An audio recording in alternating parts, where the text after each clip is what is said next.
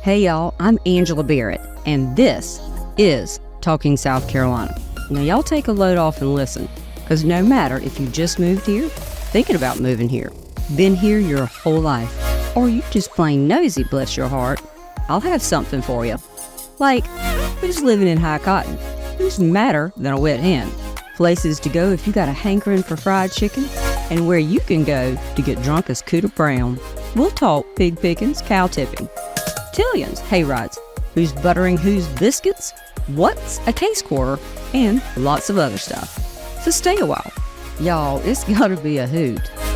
This episode of the Talking South Carolina podcast has been brought to you in part by HomeMattersSC.com, professional real estate services and marketing in the Midlands of South Carolina for people who want more. And now she's a realtor by day and a podcaster by night. Here's your host of the Talking South Carolina podcast, Angela Barrett. Hey, Carol, thanks for being with me today. Well, thank you, Angela. Thank you for having me. Absolutely. Now, Carol, you're the location coordinator for Wreaths across America for the Fort Jackson National Cemetery, correct? Correct. So what does a location coordinator do? Because it sounds like you do a lot more than tell people where the location is. A little bit. Our job, and there is a group of us, we have a team. Our job is to organize the program, organize the wreath purchases, let people know, reach out to the community, to businesses, organizations, and individuals, and let them know exactly what Wreaths Across America is and why we have it. Well, that brings me to my next question. Tell me what Wreaths Across America is. Wreaths Across America is a program to remember and honor our veterans who have passed. Remember, honor, and teach is our motto. Remember those that served and have passed. Honor those that are still serving and have served. And to teach our children that freedom isn't free and it's at a cost that one day they may be asked to pay. Right. Now, this is a year-long project for you guys to get ready for what is really right at Christmas time. But tell us when and why this all started. Give me the history. Well, some will tell you that it happened by accident. I don't believe in this type of accident. I believe that it was a divine purpose. The Wooster family up in Maine have been in the wreath business for generations. They have miles and miles and miles of balsam forest. And their business, they tip these trees. They're not cut. They're tipped, and the wreaths are made that way. Well, Maura Wooster, who is head of the family now, about 25 years ago, they ended up with about 5,000 wreaths at the end of the season. And he remembered as a small boy winning a trip to Washington from his paper route. And he went to Arlington National Cemetery and was totally impressed, and it stuck with him. So he thought, you know what, I'm not going to dispose of these wreaths. I'm going to call up there. So he called Arlington and he said, hi, I've got these wreaths. We would love to give them to you. And they said, well, sure, but you'll have to come up here and put them out. We can't do that. So he packed them in a truck, packed his family, and off he went to Arlington. And for about 5 or 6 years, the family did that. That was their big thing, that family thing. Well, it caught on. People started saying, well, how can we do this for our cemetery? So the family started reconsidering their business and decided that they wanted to give back. And that's technically how Wreaths Across America started. People heard about it and saw about it. Now, to be honest, I don't know anywhere in the world, I don't know how they do it, but I don't know anywhere in the world you can buy a real balsam wreath for $17. How they do it, I don't know, but they do.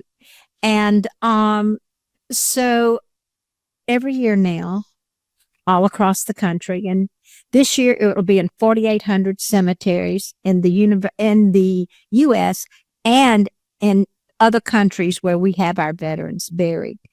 We'll be placing over 4.5 million wreaths across the country this year. Oh, wow. Yeah. And the thing is, people make the mistake of saying Christmas wreath. This is not a Christmas wreath. This is a Veterans Memorial wreath. And it's to remind us that we are to honor, respect, and know that they are loved and that they are victorious now. They have passed. But you've got to realize and remember that a veteran dies twice. Once when they draw their last breath, and the last time their name is spoken out loud. So we encourage everyone at every cemetery, when you go and place that wreath, say their name, say it out loud. It's important to keep their spirit alive.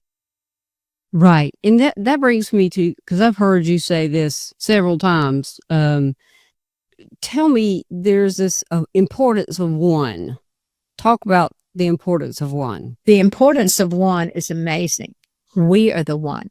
One person tipped that tree. One person took those boughs and made a wreath. One person packed that wreath. One person put it in a truck. One truck driver drove that truck here. One person unpacked it. One person placed that wreath. One person sponsored that wreath. We are all the ones. It is up to us, the ones, to remember and honor the veteran. Yeah, I always like when you tell that story. That's a good one. And so now back to the wreaths again. We don't call them Christmas wreaths. You said they're called what again?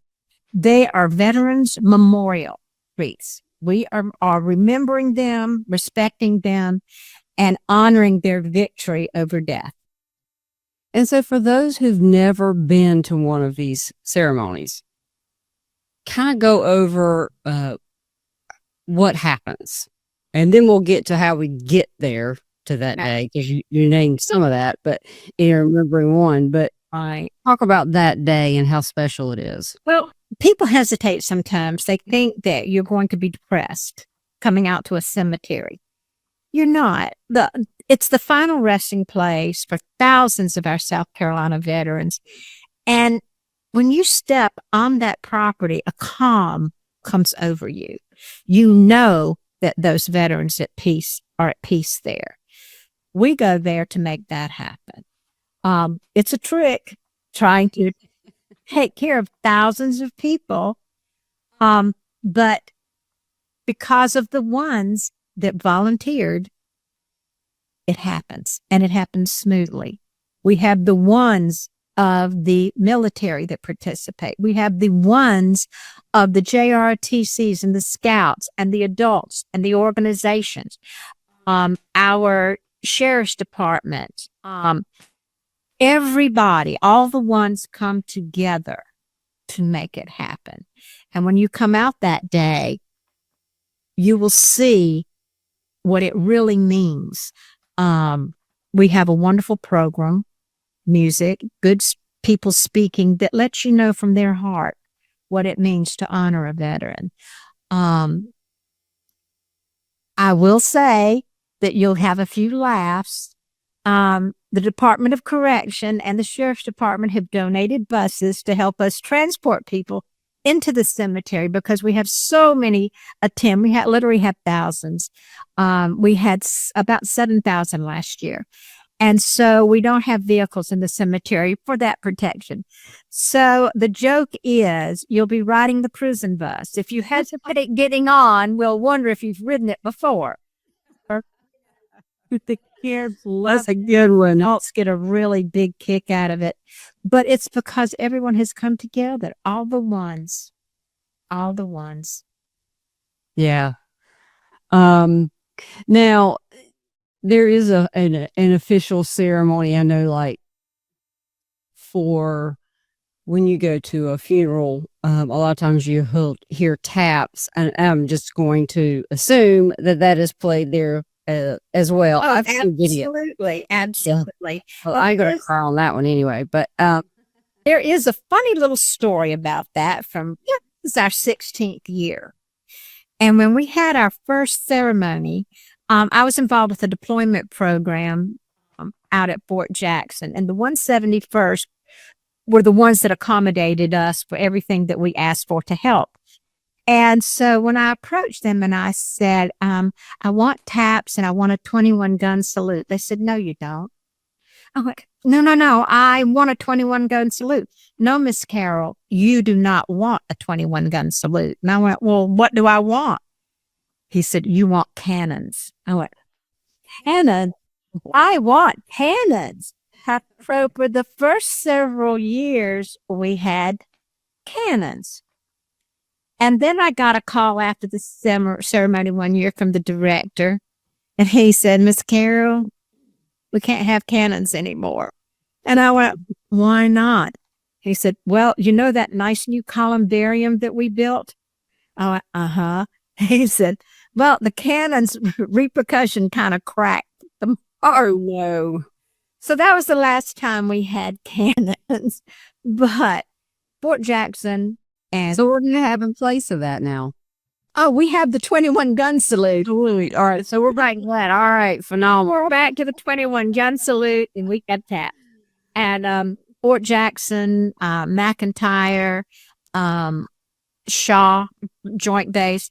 Yes. They all participate. They all help. And we have just numbers of veterans, just oodles of veterans. Yeah, fantastic. Yeah, I've seen videos. I've just never personally been. And my goal is obviously this year to get there. Oh, you should. So now, and the people that place the wreaths on the grave site, they do that during the ceremony, or has that already been done? Oh, no. The wreath placement ceremony immediately follows the actual ceremony program, and our public is invited to go out and help place wreaths. Now, we do have family placement starting at 9 a.m. that morning until 11:30, where families can come in and place their wreaths prior to the ceremony. Okay. They had the honor of placing their wreath and spending a little time there and with their family and I don't want to say enjoy, but feel that closeness with their Sure. Should be a joyous time to be able to do that. And we've been talking about this, but we'll give everybody, it's December 14th at what time? Correct. The actual ceremony starts at noon. The buses will start bringing the public in at 10. Yes. Parking is all parking is at the Blue Cross Blue Shield parking lot on Percival Road. You will be directed because you will not be the sheriff's department will not let you into the cemetery. So you will be directed straight to that parking area. And there'll be plenty of people to tell you where to park and hop on a bus. And I will tell you, security is tight. So don't get upset if a dog sniffs you. It's a good dog. As long as you're not got anything on you. As long as you got nothing on you, you're okay. Now, how did you get started in this? How did you get involved? By accident again. I don't believe that. I was working with, like I said, the deployment program for Task Force Marshall out at Fort Jackson. And the cemetery wasn't even built then. But a friend of mine was working with the program over at Florence National Cemetery. And she said, you know, Carol, she said, you really ought to get the program going here at Fort Jackson. I said, well, there isn't a cemetery finished yet. But what we did is she went with me, bless Lori's heart, and we talked to Gene Linksweiler. And I will say he was very sweet, very tongue-in-cheek when I explained to him the type of program I wanted to do. And he said, well, Miss Carol, let me just say this. He said, I've worked at many cemeteries that had the program, and probably the best you're going to get is get a few people to help you unload the truck and put out the wreaths. I said, you do not know the Midlands of South Carolina. We are the most military-friendly community there is, and people are just waiting for an opportunity to be told what they can do. to remember and honor our veterans. And he just smiled. And the first year, we only had 346 graves out there. But we had more people than that first year. Each year, it has grown. And Gene Linksweiler actually retired last year. And he said, I have to admit, you did it. He said, never in my wildest imagination did I think this ceremony would be the size it is and reach as many people. He said, you are our number one program. I said, well, thank you. But don't thank me. Thank all the people, all the ones that said yes. I get to hear all the, oh, you did great. I didn't do great. Our team did great. Our team did great. One person cannot do this. That it's advisable.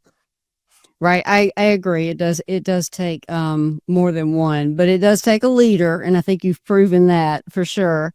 Now, when did you said when you first started the first time y'all had 16 years ago, the ceremony, there were only how many graves? 346. And how many do you have now? Our goal this year is 17,000 wreaths.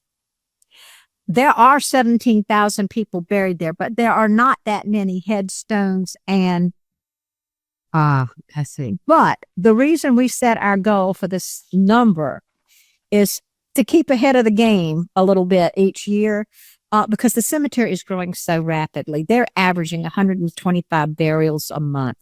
Oh, wow. And with Florence filling up and Beaufort filling up, everyone will be coming here that wants to be buried at a national cemetery. Now, that's not to say that all of the graves are filled at Florence and Beaufort, but they're all spoken for. Gotcha. They've already been claimed. So ours is increasing rapidly. Right. Yeah, I would imagine. Yes, at that rate. Now, Miss Carol, you are a lymphoma cancer survivor, correct? Ooh, yes. I didn't know you knew that. Well, one more testament to what a strong person you are. Tell me a little bit about that experience. I know it was when you finally rang the bell. I know that was probably a I danced to the bell. Yeah, I bet you did. Now, and when was that? When you your last cancer treatment? My last cancer treatment was in August of 19. Wow. Congratulations. And Joe, I completed my 5-year. yes, congratulations. And that is a big step. And It is. My doctor walked in that room just a few weeks ago with the biggest smile on his face. And I went, is that a good smile? He said, you're still my miracle patient. Yeah, because you actually had stage 4. I did. Yeah. Well, I am telling you, I know that people say this all the time, but when you have watched people in your family or friends with cancer and someone like you, it's a lot of times it is mind over matter. You have to have that mindset, and then obviously a good team of doctors. But I mean, Good team of doctors and the good Lord. that's right. And that's exactly right. A lot of prayers, but yeah, just one more testament to your strength, and I'm sure that plays a lot with your leadership and how well you have done there. There again, a lot of people supporting me Yeah, and the team. absolutely. So now you also have something coming up the 9th, this coming Monday, right? Is that right? I do have, December 9th. Oh, it was December 9th. That's right. December 9th. Sorry. But I actually do have something coming up. It's Monday, and I'll tell you about that in a minute. But on December 9th, we have the Wreaths Across America ceremony at the South Carolina Veterans Memorial on the State House grounds. Oh, yeah. And that will be at noon, and the public is invited. And in keeping with that, on Monday at 9:00 at the State House, Representatives Chris Wooten and Representative Micah Caskey will be presenting us with the governor's proclamation claiming December is Wreaths Across America month in the state of South Carolina. Oh, nice. I love Chris Wooten. He's from Lexington, where I am. So Lexington too? Me too. That's right. Yeah, so the 9th at noon will be at the State House, and that's December night. And then December 14th at noon, but you got to get there early, Right. Fort Jackson. at the Fort Jackson. Now, how far are y'all away from the goal that you guys? Right now, I'm kind of sweating bullets. It's the same this time every year. All of a sudden, people say, "Oh my gosh, I forgot the order." And we have until the 3rd of December, but we're about 5,000 short right now. So yeah. But, there again, we are within 3,000 of our actual need. So between that goal and the need. So, I have confidence. Yeah. Confidence. I sweat bullets this time every year, but the community comes through. And so what we need is people to purchase wreaths Correct. and or donate, whatever, right? Yeah. I mean, they can go online and donate. They can contact me. I can send them a form. On our Facebook page, you can go there and go through, not PayPal. What is it on there? Where you can donate. Oh, okay. I'm not sure which one it is. But yeah, so okay. So for anybody listening, you need to go right now to the Facebook page. It is There's a form on the Facebook page where you can do a QR code and go straight to our 3 for 2 page for every 2 wreaths that are donated to the national organization. We'll donate a third wreath free. And that website is www.wreathsacrossamerica.org/SC0015. right. And so if you're just typing it in, it'll be Wreaths Across America of Fort Jackson National Cemetery or South Carolina Fort Jackson National Cemetery, I think is how it goes. But if Or what? You're talking about the Facebook page or the website, if you just you still have to put in Wreaths Across America. Yeah, Wreaths Across America. Acrossamerica.org. And then SCFJNC will bring you to that page, the main page, or you can, after the .org, you can do /SC0015 to go to the 3 for 2 page. Perfect. So guys, we need some donations and we need some wreaths bought. We only have, today's the 12th, so we don't have very long before the 3rd, before the cutoff. So exactly. Now, as far as the public, if people want to go, do they need to purchase tickets or they just show up at Skilling to get on the prison bus? And there is no age limit. You can be 1 day old or you can be 250 years old. You come. Everyone is welcome. Perfect. Now, I know that I think you're for physical volunteers to help. I think that cutoff has already come and gone. So Monday. But if people would like to get involved, maybe for next year, because this does take a enormous amount of people It does. to plan, because you'll know more. Finish this and. I think I asked you a long time ago. We'll have 2 weeks. We'll have 2 weeks to rest. Well, actually, we'll have 4 weeks to rest. And then it's time to clean up the cemetery and start all over again. Right. So you don't get a whole lot of a break there. It really does take a full year. So they can also go to the website or the Facebook page to sign up for volunteers for next year, right? They can, and they will be able to sign up that day.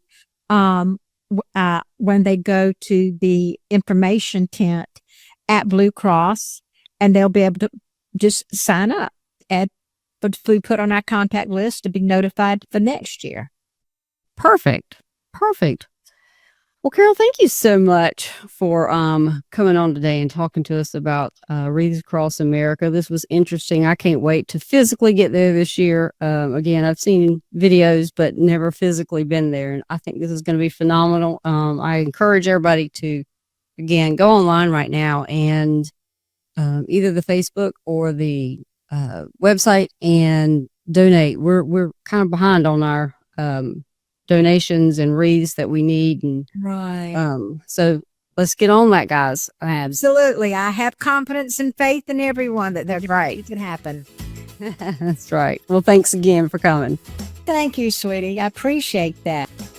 Thank you for listening to this episode of Talking South Carolina podcast. Why not check out our website at talkingsouthcarolina.com and follow us on social media.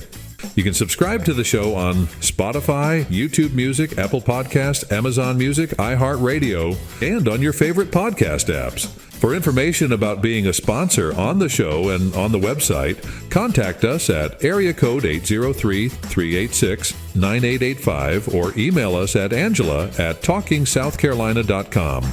This episode has been brought to you by the friendly folks at Giraffe Marketing. Find out more at giraffemarketingllc.com. I'm gonna be the best version of me. Float like a butterfly, sting like a